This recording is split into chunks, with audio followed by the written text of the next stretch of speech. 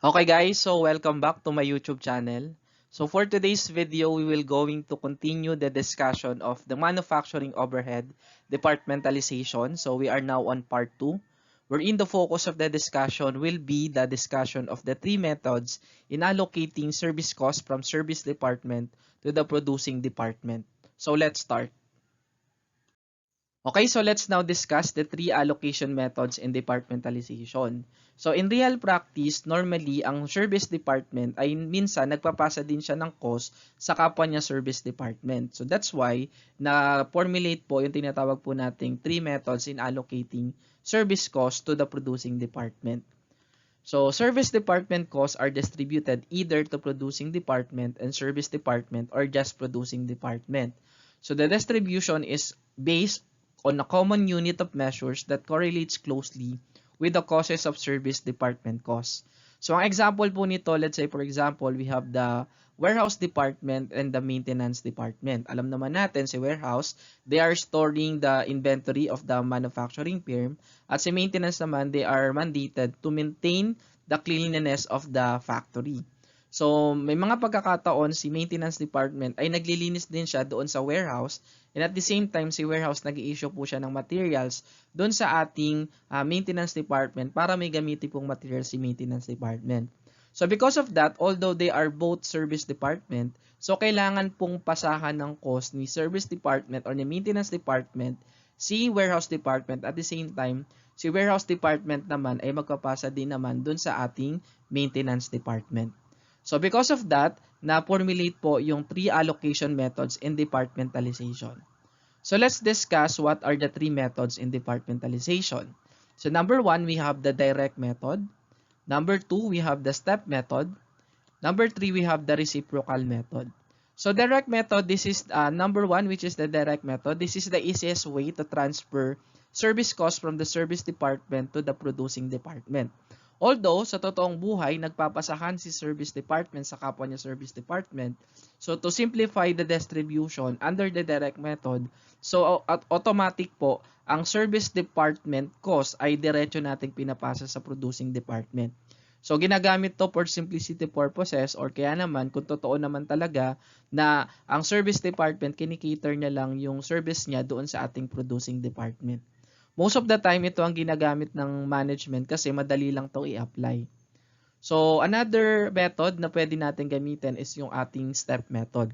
So, ano naman yung step method? From the word itself, it is a step method wherein there is a process. So, ibig sabihin, dito po, hindi po si service department nagpapasa diretso sa producing department. So dahil step method yan, may mga pagkakataon, ang specific na service department ay nagpapasa po siya sa kapwa niya service department, then eventually pinapasa po natin yan sa producing department. Then lastly, we have the reciprocal method.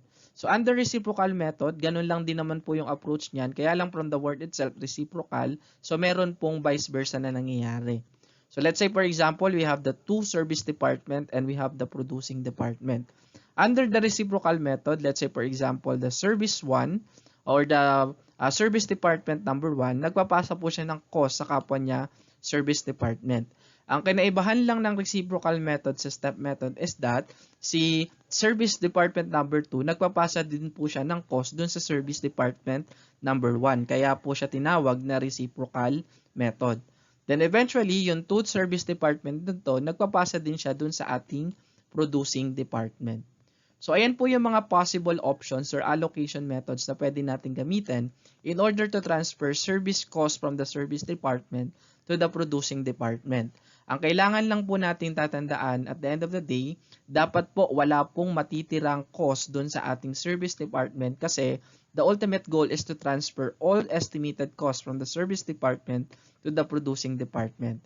At the same time, hindi rin po tayo, once na nakapag-transfer na po tayo doon sa ating service department from the other, so hindi na po siya pwedeng pasahan ulit. Basta at the end of the day, ang lagi nyo lang tatandaan, dapat ang cost sa service department will be 0 at mapupunta na po yan sa producing department. That is where the time that we have to compute for the predetermined rate on each producing department. Okay, so let's have an illustration para mas madali nating maintindihan yung 3 allocation methods in departmentalization. So let's say for example, we have soup manufacturing who has 2 service departments and 2 producing departments. So the following are the overhead costs of each department. So namely, we have 2 service departments, which is the factory administration and buildings and grounds. We also have the producing departments, namely machinery and assembly.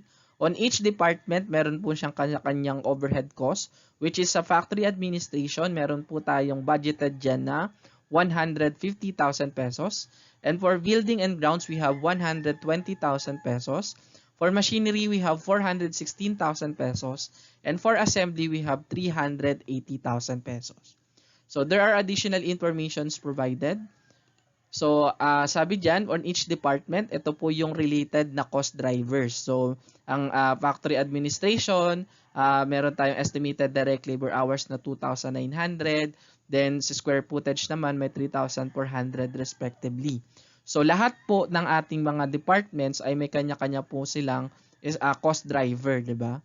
So, additional information, sinabi din dyan, the cost of the factory administration are allocated based on estimated labor hours. Building and grounds are allocated based on square footage.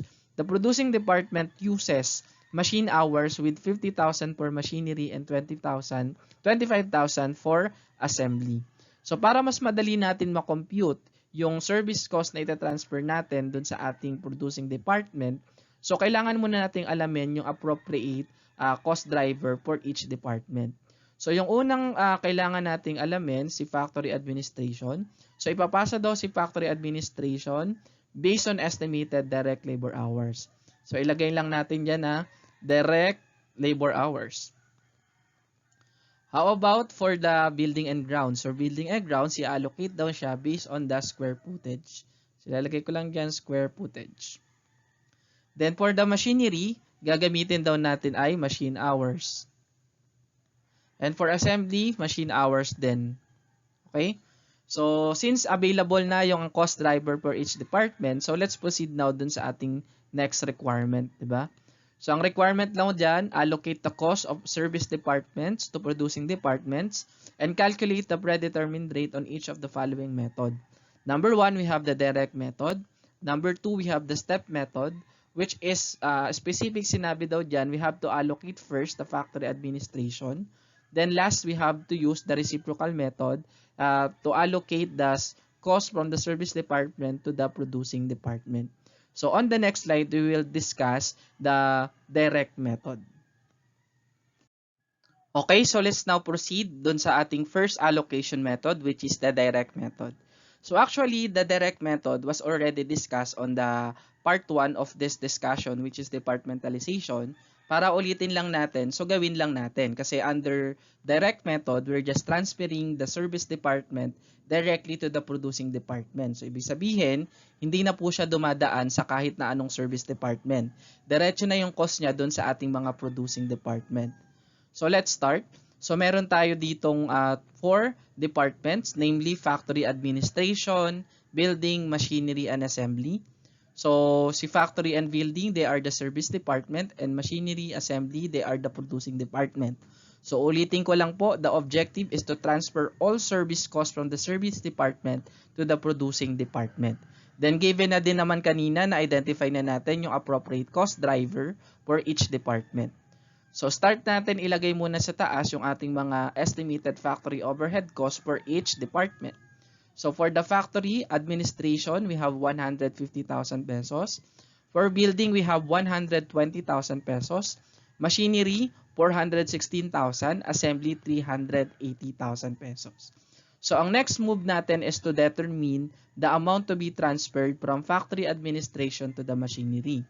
So gawa po tayo ng allocation table or allocation computation. Diba? So, ang una nating ita-transfer si factory administration. This is the formula.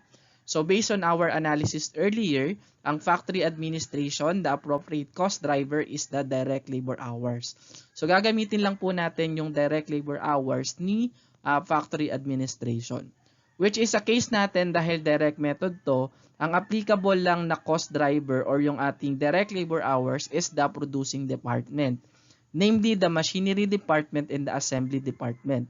So ang machinery department, we have 1,980,000 direct labor hours, and for assembly we have 1,620. So 1,980 plus 1,620. So we have 3,600 na direct labor hours. So that will be our divisor. So dahil direct method yan, so i-distribute na natin. So meron tayong machinery department and the assembly department. So mapupunta kay machinery, so ang appropriate direct labor hours niya is 1,980 divided by the divisor natin na 3,600. So multiply natin doon sa cost na itatransfer natin from factory administration to the machinery department. So ang cost na itatransfer natin dyan ay 82,500. So for the assembly department, same lang yung procedure natin. Kuhain lang natin yung dedicated na direct labor hours for the assembly, which is 1,620,000 pesos divided by natin sa total direct labor hours ng two producing departments. So 3,600 din yon, then multiply to the estimated cost of the factory administration. So ang i-distribute po natin from factory administration to assembly department will be 67,500. So i-total lang po natin kung totoo bang na-transfer natin yung cost doon sa ating factory administration. So 82,500 plus 67,500 is also equal to 150,000 pesos, which is equivalent doon sa ita-transfer nating cost from factory administration to the producing department. So available na yung first allocation natin, so ilagay lang natin dito sa taas. So ang first allocation from factory administration, ita-transfer natin sa machinery and assembly. So from 150, ita-transfer natin yung 82,500 sa ating machinery. Then yung 67,500, ita-transfer natin sa assembly department. So for the second allocation, ita-transfer naman po natin yung building and grounds, di ba? So sabi diyan sa as we analyzed earlier, ang applicable na cost driver for building and ground will be the square footage. So gamitin po natin yung square footage. So we have two producing department dahil direct method yan. So kuhain po natin yung total ng square footage ng dalawang producing departments na ito. So for machinery, we have 1,785 and assembly, we have 3,315. So ang total na square footage natin ay 5,100. So that will be our divisor. So for machinery, so kuhain lang natin. So 1,785 square footage over 5,100. Multiply natin sa 120,000 na pesos na ito yung distribute natin from building to machinery. So therefore, the amount to be allocated to machinery department is 42,000 pesos. So for the assembly department naman, ang ita-transfer naman natin ay 3,315 over 5,100. Multiply natin sa estimated cost ng building, which is 120,000 pesos. So the amount to be allocated from building to assembly department will be 78,000 pesos. So itotal lang natin kung totoo bang 120,000 yan. So 42,000 plus 78,000. So the result is 120,000, which is equivalent to the amount to be transferred from building department to machinery and assembly department.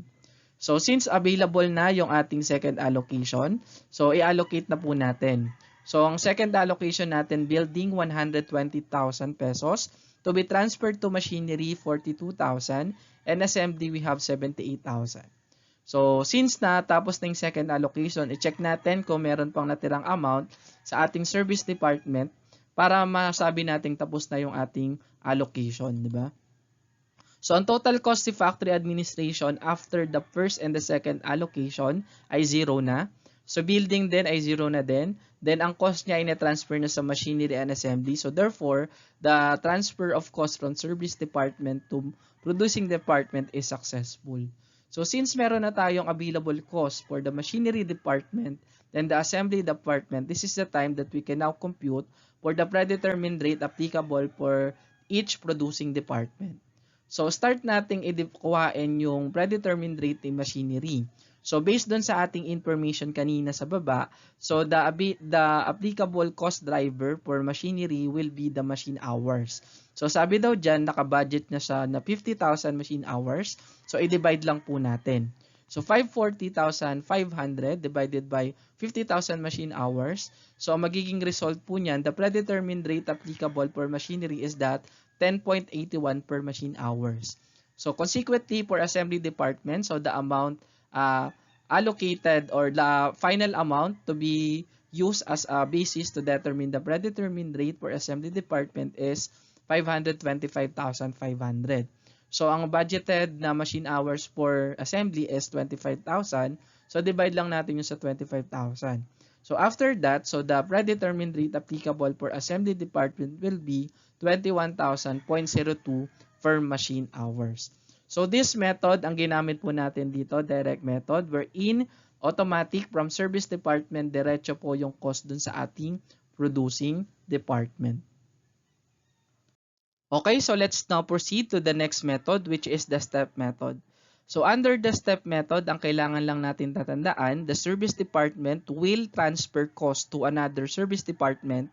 But then yung service department na yon, ang dapat na transfer niya, it's either another service department or kaya naman diretso na sa producing department. Ang crucial lang dito, dapat yung napasahan na service department ay hindi na dapat siya magpapasa doon pabalik sa nagpasa na service department. Kasi pag ginawa natin yun, hindi tayo matatapos. So let's based dun sa ating illustration kanina, sinabi daw ang unang magpapasa si factory administration. So dahil unang magpapasa si factory administration, dapat hindi na po siya makareceive ng service cost from another service department. So let's start. So same procedure lang din kanina. So meron tayong 4 departments, namely the factory administration and building, which is part of the service department. And we also have the machinery and assembly, which is part of the producing department. So let's now proceed. Ilagay ulit natin yung kanilang estimated cost, which is si factory administration, we have 150, building 120,000, machinery 416,000, assembly 380,000 pesos. So the first allocation, ang sabi daw doon, ang unang magpapasa ay si factory administration. So dahil sa step method to, si factory administration, ay magta-transfer din siya ng cost sa kapwa niya service department, which is si building and grounds, diba? So based dun sa analysis natin kanina, the cost driver applicable for factory administration is the direct labor hours. So gamitin natin direct labor hours. So dahil papasahan niyo na rin ng cost si building and grounds, gagamitin na rin po natin yung direct labor hours na nakadedicate dun sa ating building and grounds, di ba? Or the labor hours. So let's proceed. So sa building, meron po tayo diyang 1,400. So i-divide natin yun dun sa total nating labor hours. So we have the 1,400 plus 1,980,000 plus 1,620. So ang total nun ay 5,000 labor hours. Multiply natin sa estimated cost na factory administration. So, ang ililipat po nating cost sa building will be 42,000 pesos. So, for the next, we have the machinery and assembly. So, ipapasa natin kay machinery, we have 1,980 labor hours multiplied to 5,000 labor hours times 150,000. So, ipapasa po natin yan ay 59,400. So, for the assembly department naman, so 1,620 labor hours divided by 5,000 labor hours times 150,000 pesos. So, ang i-allocate natin sa assembly ay 48,600. So, i-total po natin yan yung tatlo. So, dapat mag-match yan dun sa ating cost ng factory administration. So, 42,000 plus 59,400 plus 48,600. Ang total natin ay 150,000 pesos. So, next is to transfer the, okay na tayo dun sa ating first allocation. So, ilagay na natin dun sa table sa taas. So, first allocation, the 150,000 pesos cost ng factory administration. Ita-transfer natin siya sa building, machinery, assembly. So, yung computation na compute natin sa ilalim, di ba? So kung papansin niyo under the step method ulit, babalikan ko lang, pinasahan ni factory administration sa building department, which is a service department kasi ayun yung concept ng step method. So magkapasa muna si service department sa kapwa niya service department, then eventually ipapasa na yan ultimately dun sa ating producing department. So for the second allocation, so dahil nakapagpasa na po si factory administration, so ibig sabihin hindi na po dapat siya magpasa dun sa ating factory administration, di ba? So si building na yung magpapasa, diretso na tayo kay machinery and assembly. So si building, ang appropriate cost driver as we analyzed earlier, square footage. So ang una nating papasahan po ay si machinery and assembly. However, ang tatandaan po natin, hindi na po natin ipapasa yung 120,000 kasi napasahan na po siya ni factory administration amounting to 42,000 pesos. So dahil napasahan na siya ng 42,000 pesos, so therefore the amount to be allocated from building to machinery and assembly should be the sum of 120,000 and the 42,000 pesos. So ang amount na ita-transfer po natin ay 162,000 pesos. So, i-allocate po natin yung 162 based doon sa ating cost driver which is square footage. So, for machinery, we have 1,785 over 5,100. Multiply natin sa 162,000 which is the estimated cost of the building after we allocate from factory administration. So, i-allocate natin for machinery will be 56,700. So, for assembly department naman, so meron tayo diyang square footage na 1,620 over 5,100. So, i-multiply natin sa 162,000 pesos. So, therefore, the amount to be allocated from building department to assembly department should be 105,300. So, i-total natin yung 56,700 at 105,300. So, therefore, the amount to be allocated total 162,000 which is equivalent to the amount ng estimated amount natin sa building which is also 162,000 pesos.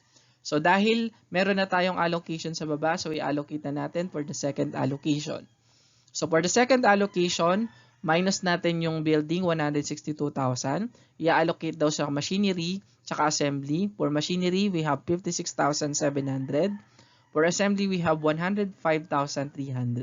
So, i-check natin yung total kung meron ba bang natira doon sa ating mga service department.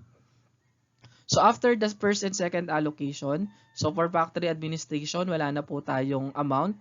So, ibig sabihin, successful ang ating transfer. So, building, ganun din. So, ang meron na lang amount ay si machinery at assembly department. Since they are producing department, so therefore, the allocation is already done. Okay? So, let's now proceed for the computation of the predetermined rate.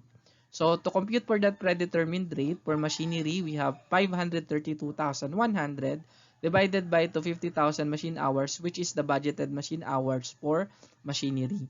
And for assembly, we have 533,900 divided by 25,000 machine hours. So, therefore, the predetermined rate for machinery and assembly respectively are 10.64 per machine hours for machinery and 21.36 machine hours for assembly. So, ito po yung pag-allocate natin if we will be using step method. Okay, so let's now proceed to the last allocation method, which is the reciprocal method. So, under reciprocal method, as I mentioned earlier, nagtatransfer po si service department sa kapwa niya service department. Then, si service department na pinasahan ay nagpapasa din siya doon sa ibang service department. Kaya nga siya tinawag na reciprocal kasi po, nagpapasahan po sila ng service cost sa isa't isa. So, let's have an illustration. Parehas lang naman din naman yan kanina. So, ito po yung ating illustration. So, under reciprocal method, mas madali pong gamitin yung ating percentage compared doon sa mga nakasulat dyan na cost driver. Kaya, mas maganda i-convert natin siya sa percentage. So, as I mentioned earlier, under reciprocal method, so nagpapasa po si service department sa kapwa niya service department. Then, si service department na yun, nagpapasa din siya dun sa pinasahan niyang service department. So, sa case natin, si factory administration, nagpasa po siya ng cost sa building grounds, machinery, and assembly. Then, si building and grounds naman, nagpasa naman siya ng cost sa factory administration, machinery, and assembly. So, ibig sabihin, dahil hindi pa natin ma-determine yung estimated cost ng each service department, kailangan po nating humingi ng tulong sa ating formula or doon sa ating algebra, di ba? So, let's start. So, as I mentioned earlier, mas maganda kung gagamit po tayo ng percentages. So, i-convert po natin yung mga cost driver into percentages. So, start natin si factory administration. So, si factory administration, ita-transfer daw po siya based on labor hours, di ba? So, sabi natin, dahil lang magkapasa po si factory administration, so dapat lang naman na hindi na natin isasama yung naka-budget na labor hours sa kanya. So, ang papasahan niya lang is si building and grounds, machinery, and we have the assembly.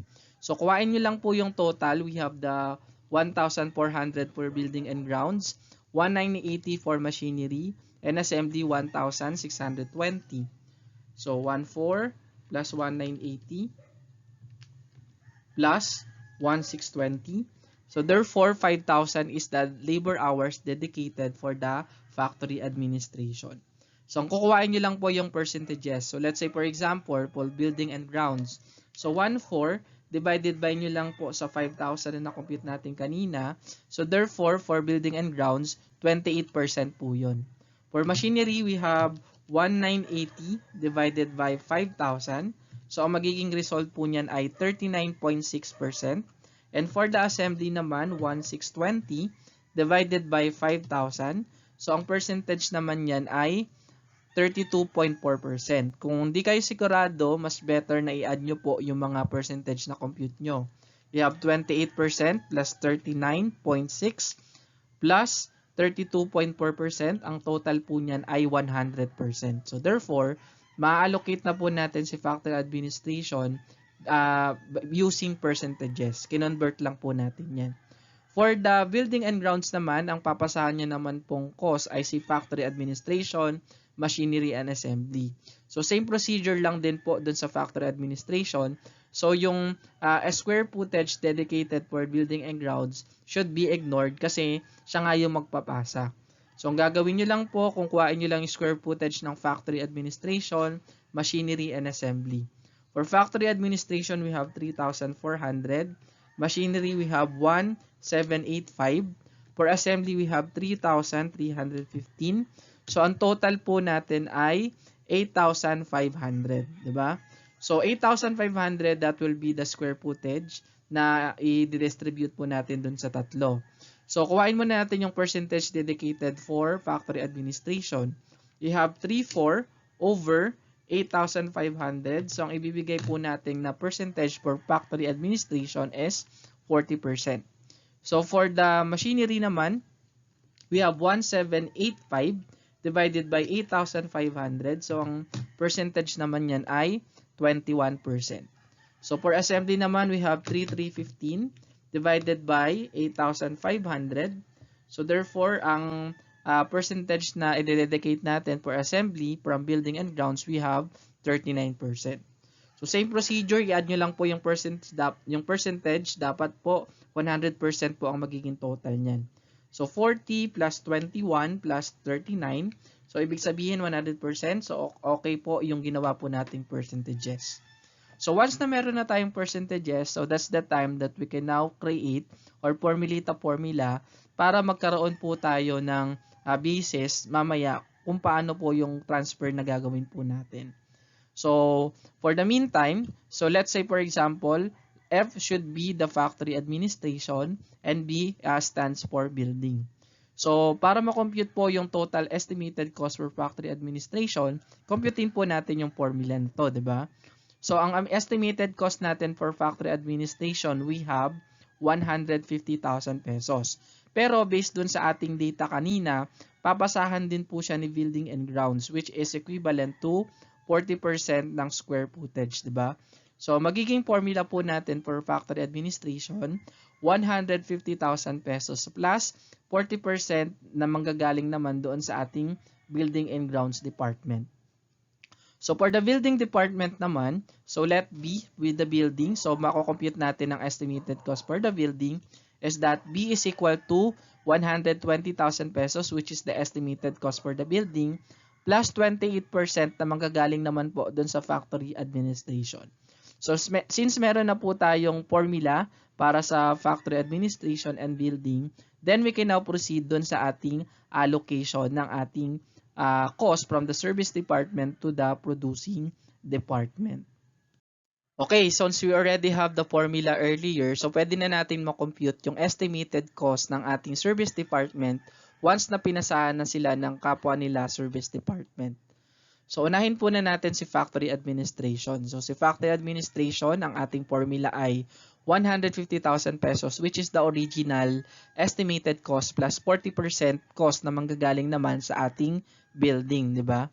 So ilatag natin. So F is equal to 150,000 pesos plus 40% B. So ang gagawin lang po natin is substitute natin si B para naman maging F siya, 'di ba? So sabi doon, B is equal to 120,000 plus 28% F. So ilatag lang po natin, 'di ba?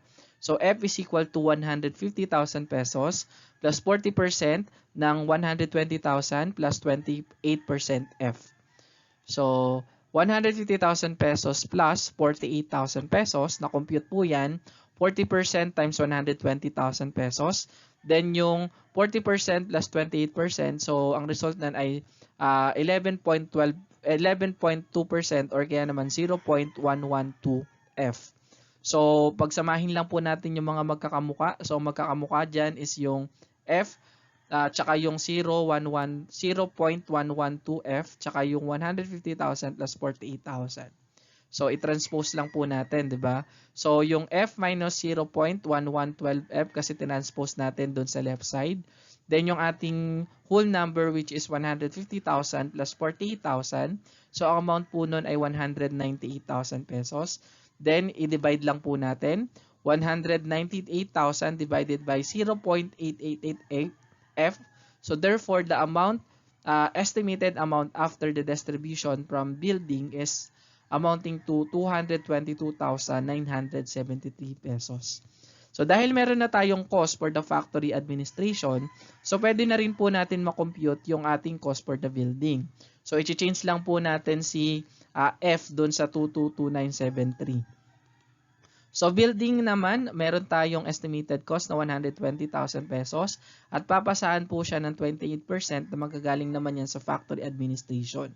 So since na-compute na po natin yung factory administration which is 222,973, so palitan lang po natin yung F ng amount na yon. So 120,000 plus 28% ng 222,973, so ang amount po nun ay 120,000 plus 62,432. So i-add nyo lang po, so therefore the amount to be allocated from the building department to the service department and the producing department will be 182,432.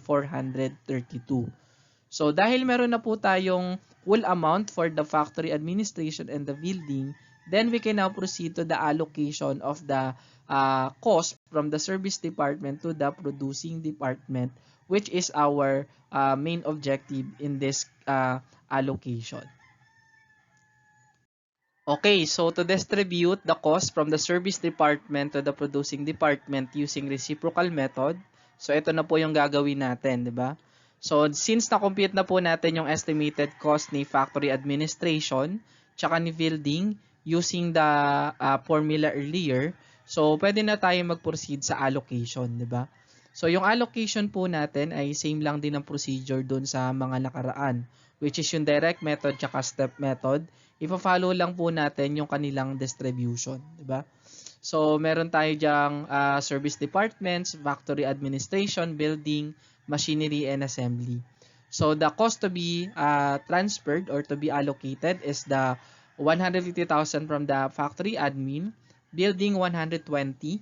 So ayan po yung i-distribute natin. So pwede na tayo mag-proceed dun sa first allocation. So paano ba natin i-allocate yung ating first allocation? So ang i-allocate po na natin yung factory administration. So ito po ang ating formula.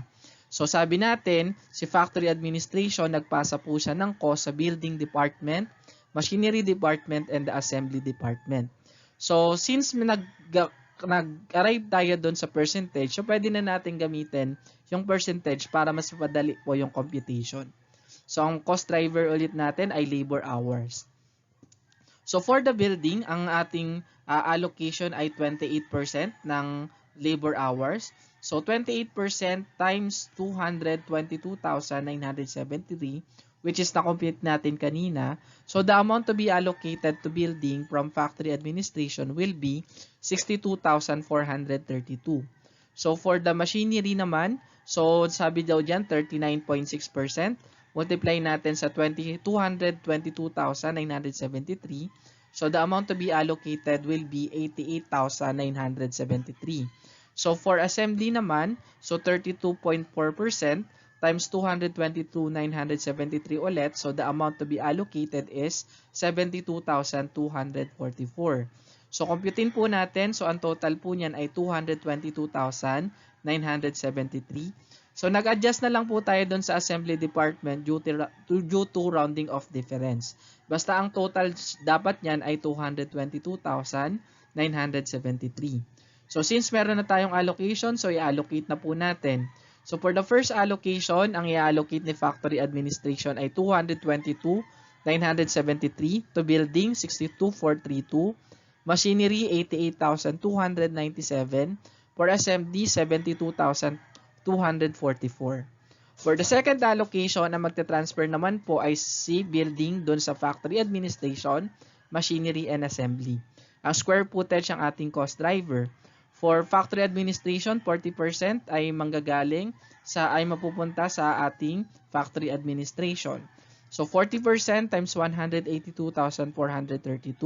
So nakuha natin yung 182 dun sa kinumpute natin kanina. So ang result niyan ay 72,973. So for machinery, 21% times 182,432. So ang mapupunta sa kanya ay 38,311. For the assembly, 39% times 182,432. So, mapupunta naman sa kanya ay 71,148. So, binago na lang natin yung assembly due to rounding of difference, piso lang naman. So, ang total cost na i-allocate natin ay 182,432, which is equivalent doon sa ating tina-transfer natin kanina. So, since available na yung allocation for the building, so i-allocate na po natin. So, for the second allocation, so mapupunta kay factory administration, 72,973. Ang ita-transfer naman ni building ay 182,432. Then, machinery naman, 38,311. For assembly, we have 71,148. So, dahil tapos na po ang ating computation, so kumain natin yung total.